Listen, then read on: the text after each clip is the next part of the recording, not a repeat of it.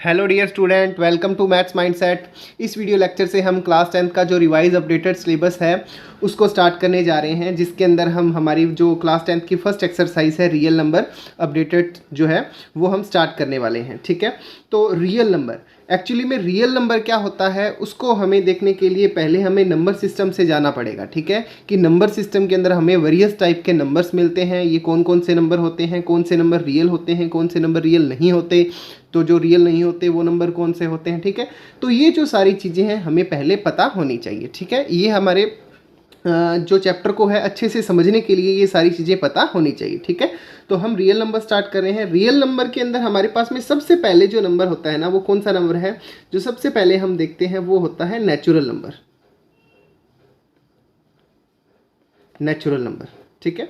तो अब natural number क्या होता है? नेचुरल नंबर को इसके नेम से ही समझेंगे हम। नेचुरल नंबर यानी कि जो हमारी नेचर के अंदर नंबर होते हैं। ठीक है, अब नेचर में कौन कौन से नंबर होते हैं? जैसे कि देखो, कोई भी चीज़ है ना, नेचर के अंदर एटलीस्ट 1 तो होगी ही होगी। ठीक है, 1 के बाद में 2 होगी, 3 होगी। और नेचर के अंदर कोई भी जो नंबर है ना, वो ऐसे नहीं होता कि वो 1.5 हो, 2.5 हो, ठीक है, या क्वार्टर के अंदर हो, ऐसा कोई भी चीज़ नहीं होता। तो नेचुरल नंबर हमारे क्या होते हैं?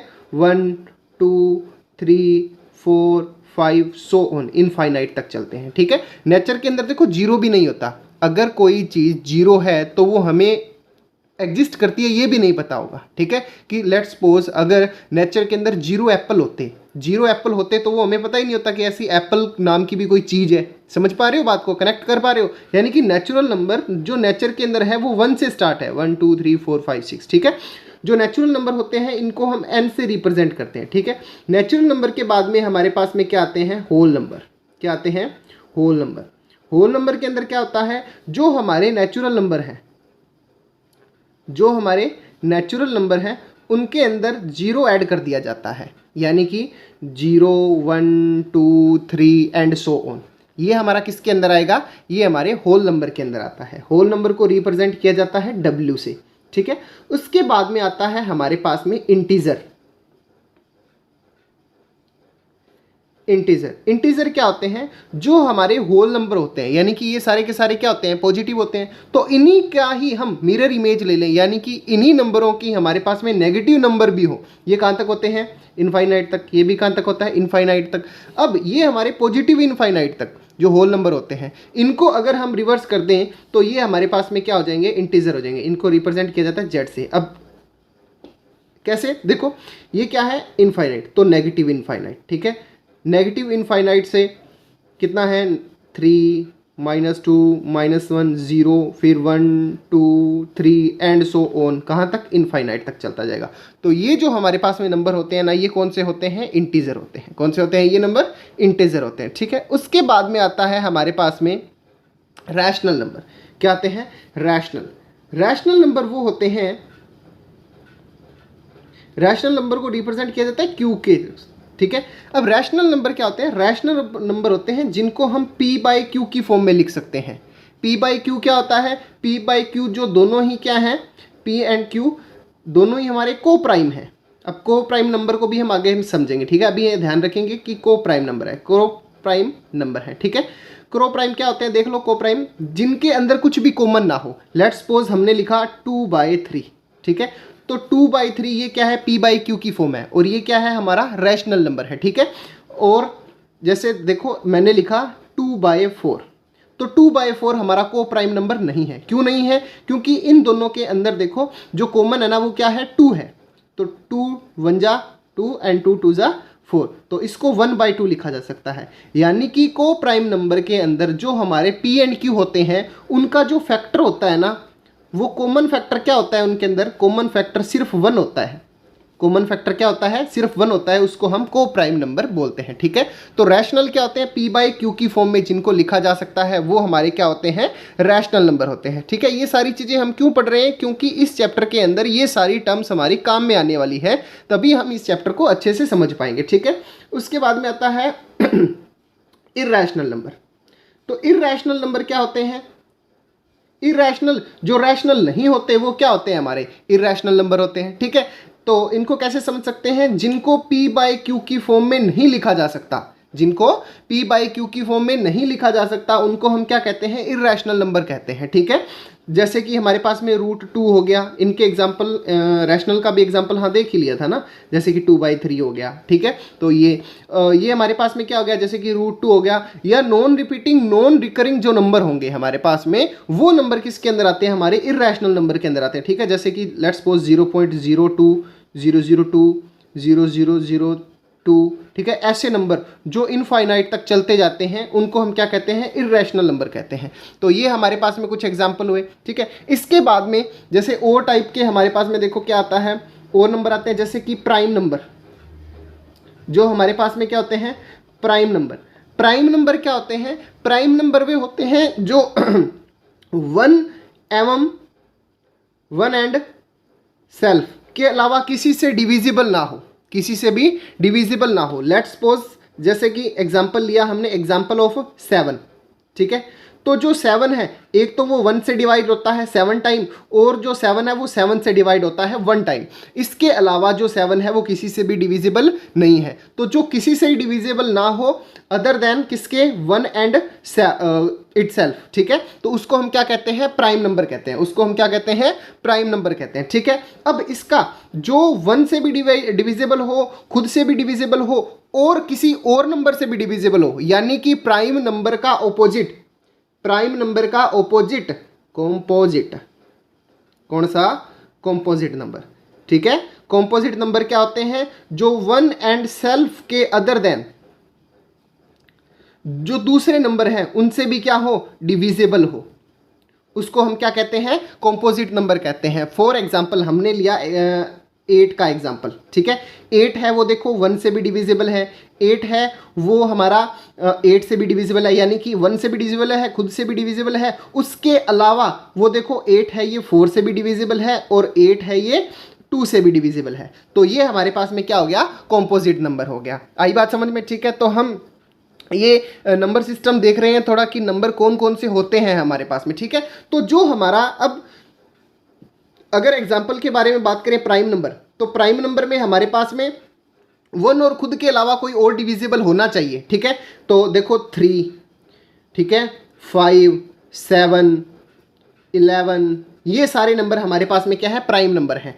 2, जो हमारा 2 है वो भी देखो क्या है, वो भी प्राइम नंबर है, क्योंकि 2 के अंदर देखो एक तो 1 का डिवाइड जाता है और एक खुद का डिवाइड जाता है, तो 2 भी हमारा क्या है, प्राइम नंबर है।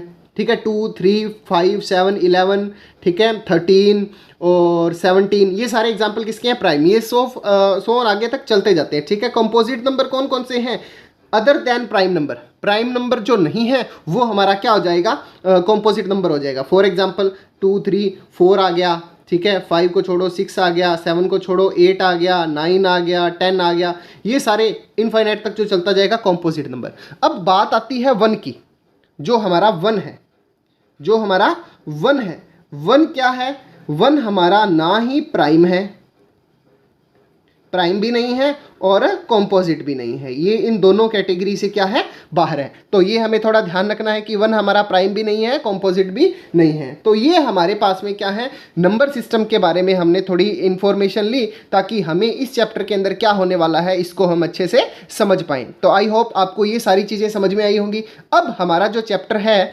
रियल नंबर, उसका इंट्रोडक्शन हम देखते हैं कि क्या है हमारे इस चैप्टर के अंदर। तो हमारी एक्सरसाइज की जो सबसे पहली थ्योरम है वो है fundamental theorem of arithmetic. Fundamental theorem of arithmetic. तो फंडामेंटल थ्योरम ऑफ अर्थमेटिक क्या कहती है कि जो हमारे कॉम्पोजिट नंबर हैं, जो हमारे कॉम्पोजिट नंबर हैं,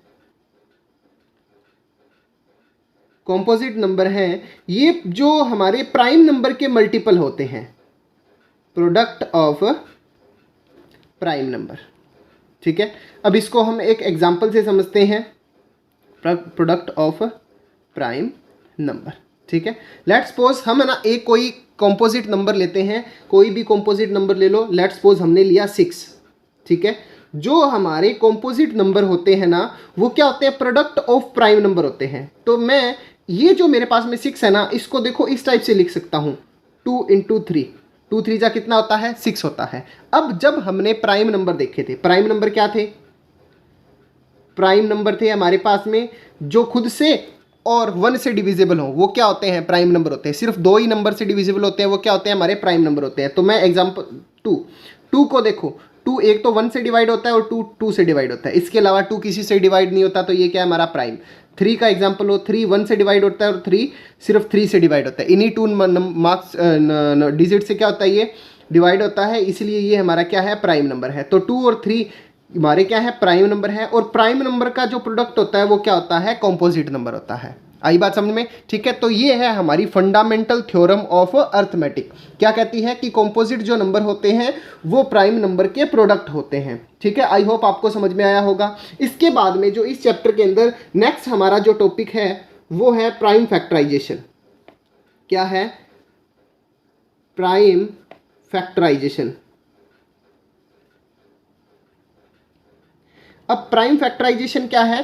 प्राइम फैक्टराइजेशन के अंदर जो हमें नंबर दे दिया जाएगा उसके हमें क्या करने होंगे? प्राइम फैक्टर निकालने होंगे। क्या निकालने होंगे?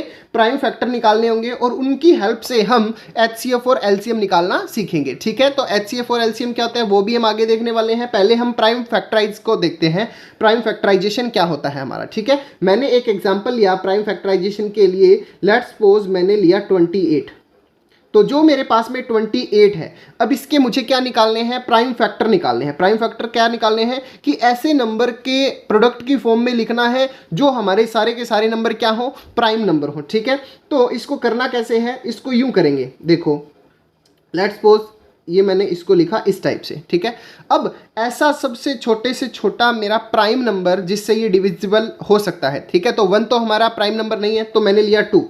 ठीक है, 2 से कितने टाइम तक ये कैंसिल आउट हो सकता है? 14 टाइम तक। ठीक है, फिर अगेन वही प्रोसीजर हम अगेन करेंगे। 2 से कितने टाइम हो सकता है? 7 हो सकता है। ठीक है, 7 टाइम। अब ये 7 किससे डिविजिबल हो सकता है? 7 देखो प्राइम नंबर है, तो जब प्राइम नंबर आ जाता है तो डायरेक्ट या तो 1 का डिवाइड जाएगा या फिर सेल्फ का जाएगा। तो 1 का देने से तो कोई फायदा नहीं है, किसका देंगे हम? 7 का देंगे। तो 7 से डिवाइड किया तो कितने टाइम आ गया? 1। जब तक यहाँ 1 नहीं आता तब तक हमने ये करना है। तो ये हमारे पास में इसका क्या हो गया? प्राइम फैक्टराइजेशन हो गया। कैसे हो गया प्राइम फैक्टराइजेशन? देखो इसको हम क्या लिख सकते हैं? इसको हम लिख सकते हैं 2 इंटू 2 इंटू 7। 2 2 जा 4, 4 7 जा 28। तो ये हमारे पास में 28 का क्या हो गया? फैक्टराइजेशन हो गया। ठीक है, अब इसके बाद में जो नेक्स्ट हमारे पास में आता है वो आता है एलसीएम एंड एचसीएफ। क्या आता है? LCM and HCF. तो वो हम टॉपिक देखेंगे हमारा एलसीएम और एचसीएफ क्या होता है। ठीक है, एलसीएम एंड एचसीएफ। ठीक है, लेट्स सपोज मैंने दो नंबर लिए जो हमारा क्या है बुक के अंदर एग्जाम्पल भी गिवन है। कौन कौन सा? एक तो लिया हमने 96 एंड सेकंड लिया हमने 404। ठीक है, इसके हमें क्या बताने हैं? एलसीएम बताना है और एचसीएफ बताना है। तो कैसे बताने हैं ये? पहले देखो होते क्या है। एलसीएम होता है least common multiple. Least common multiple यानी कि इन दोनों का ऐसा मल्टीपल जिसके अंदर इसका भी डिवाइड जाए और इस नंबर का भी डिवाइड जाए, वो हमारा क्या होता है? एलसीएम होता है, लीस्ट कॉमन मल्टीपल। और एचसीएफ क्या होता है? एचसीएफ होता है highest common factor. Highest common factor. ठीक है, तो पहले हम निकालना देखते हैं कि इनका जो एलसीएम और एचसीएफ है ये कैसे निकाला जाता है।